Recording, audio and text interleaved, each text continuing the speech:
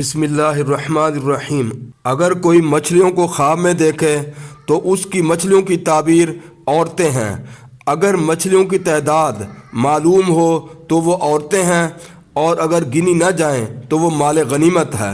اگر کوئی شخص خواب میں دیکھے کہ اس کے گلے میں یا گردن میں طوق ہے تو یہ خواب اچھا ہے اور وہ شر فساد سے محفوظ رہے گا، اور اگر نیک اور اچھا آدمی نہیں تو تعبیر یہ ہے کہ وہ بکثرت گناہ کرے گا اور جہنم کا سزاوار ہوگا۔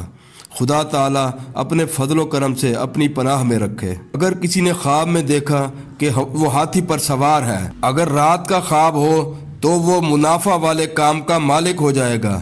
اگر دن کا خواب ہوگا تو تعبیر یہ ہے کہ اپنی بیوی کو طلاق دے گا۔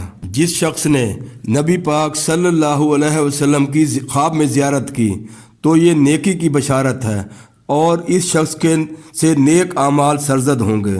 اگر کسی نے نبی پاک صلی اللہ علیہ وسلم کو اچھے کپڑے پہنے ہوئے دیکھا تو اس سے مراد یہ ہے کہ حضور صلی اللہ علیہ وسلم امت کے لیے دین اور دنیا میں خیر ہے، اور جس نے آقا محمد صلی اللہ علیہ وسلم کو خواب میں چلتے ہوئے پایا تو اس کی تعبیر یہ ہے کہ سرکار اپنی امت کو جہاد کا حکم دے رہے ہیں۔